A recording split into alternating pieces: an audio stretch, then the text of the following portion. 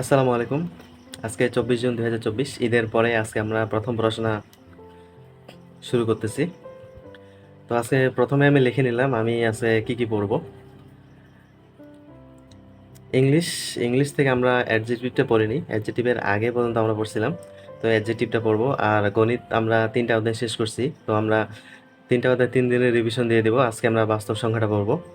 বাংলাদেশের কৃষি সম্পদ থেকে আমরা অল্প একটু পড়ছিলাম, আর আজকে বাকিটুকু আমরা শেষ করার চেষ্টা করব এবং আমরা 15তম বিসিএসটা আজকে পড়ে নেব।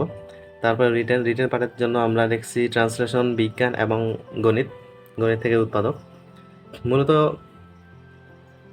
ইংরেজি, গণিত, বিজ্ঞান এই 3টা টপিকে একটু আগে থেকে একটু অল্প অল্প একটু দেখে দেখে রাখা উচিত, তাহলে পরে ইজি হয়ে যায়। কারণ এই 3টা টপিকই সময় লাগে ওই সময়ে পড়তে গেলে। তো এখন যেহেতু শোনা যাচ্ছে বিসিএসে সময় কম দিবে রিটেনের জন্য, প্রিলির রেজাল্ট দেওয়ার পরেই কিছুদিনের মধ্যে 2 মাস বা 3 মাসের মধ্যে একটা নেওয়ার সম্ভাবনা আছে। তো এই সাবজেক্টগুলো এখন থেকে যদি একটু পড়ে রাখি তাহলে একটু আগায় থাকবো ইনশাল্লাহ। তো কথা না বাড়িয়ে আজকে পড়াশোনা শুরু করি। তো আজকে প্রথমেই শুরু করি 15তম বিসিএস দিয়ে। প্রিভিয়াস এমসিকিউগুলো একটু দেখে নিই।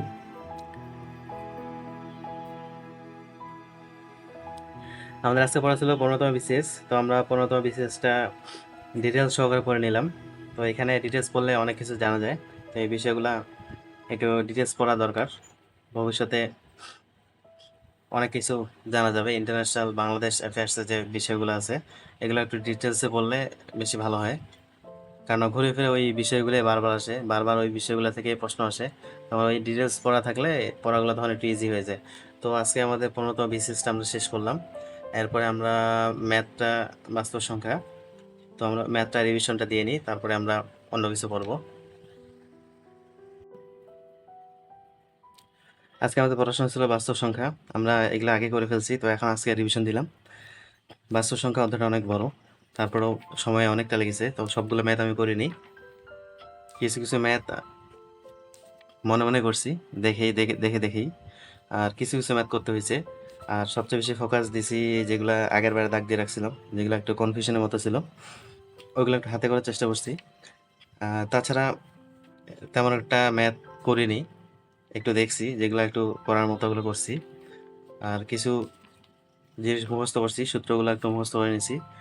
আবার এখানে কিছু কিছু ম্যাথের কিছু ট্রিক্স আছে, এগুলো একটু দেখে নিছি।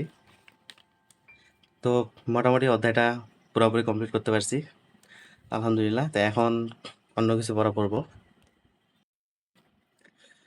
এখান থেকে আমরা 2টা জিনিস পড়ে ফেললাম।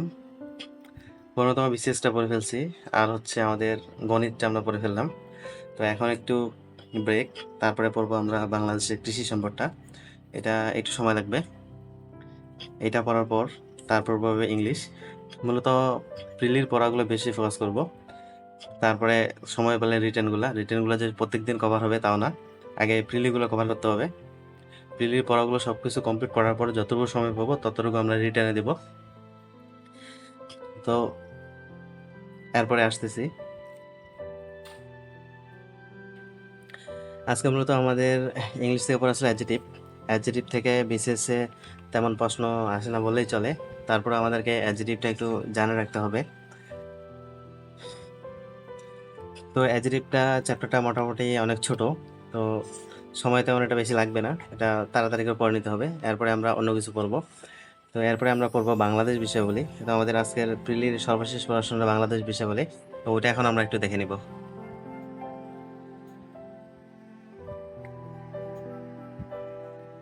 আমরা দ্বিতীয় অধ্যায়টা পড়তেছি বাংলাদেশ বিষয়াবলী থেকে। তো দ্বিতীয় অধ্যায়টা হচ্ছে বাংলাদেশের কৃষি সম্পদ। তো এখান থেকে আমরা একদিন আমরা পড়ে ফেলছি কিছু টপিক। আজকে আমরা পড়ছি মৎস্য ও প্রাণী সম্পদ। তো এখান থেকে যে বিষয়গুলো সবচেয়ে বেশি গুরুত্বপূর্ণ সেগুলো হচ্ছে যে এখানে স্বাদুপানি কেন্দ্র কোথায়, নদী কেন্দ্র কোথায়, সামুদ্রিক মৎস্য উপযোগী কোথায়, এই টাইপের প্রশ্নগুলো মোটামুটি গুরুত্বপূর্ণ। তারপরে এখানে আপডেট যে পণ্যগুলো একটু দেখে নিতে হবে। মোটামুটি এইখান থেকে 3-4টা প্রশ্ন এসেছে 35 থেকে 45তম বিসিএস পর্যন্ত। তারপরে আমরা পড়ছি যে পানি সম্পদ থেকে তেমনটা এখানে প্রশ্ন আসেনি, 1টা বা 2টা প্রশ্ন আসছিল। তো এখানে ফারাকাবাদ, জিকে প্রকল্প, টিপাই টিপাই মুখ বাত এগুলো একটু পড়ে নিলেই মোটামুটি হয়ে যাবে। তারপরে আমাদের পড়ছি আমরা হচ্ছে বনজ সম্পদ। তো মূলত বনজ সম্পদটা একটু বেশি গুরুত্বপূর্ণ। এখান থেকে প্রায় 7টা থেকে 8টার মতো প্রশ্ন আসছে। এই পার্টটুকু আমাদেরকে ভালো মতো দেখে নিতে হবে। তো এখানে বনজ সম্পদ যে এখানে আইনগুলো আছে, নীতিগুলো আছে, বন সংরক্ষণ নীতি, জাতীয় বন নীতি, পরিবেশ সংরক্ষণ বিধিমালা, এগুলো একটু দেখে নিতে হবে। এখান থেকে প্রশ্ন আসতে পারে।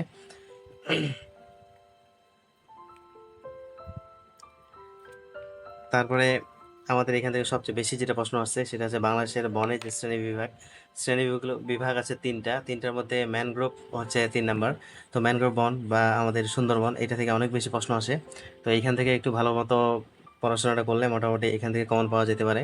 আবার এই অংশটুকু ভূগোলেও আছে, এখানে ভালো মতো পড়লে ভূগোলেও কাজে দিবে। তো আজকে আমাদের প্রিলির পড়াশোনা মোটামুটি এই পর্যন্ত শেষ। এরপরে আমরা রিটেনে পড়াশোনা করব। এখান থেকে আমরা ইংলিশটা পড়ে নিছি, তারপরে আমরা বাংলাদেশ বিষয়টা পড়ে নিছি।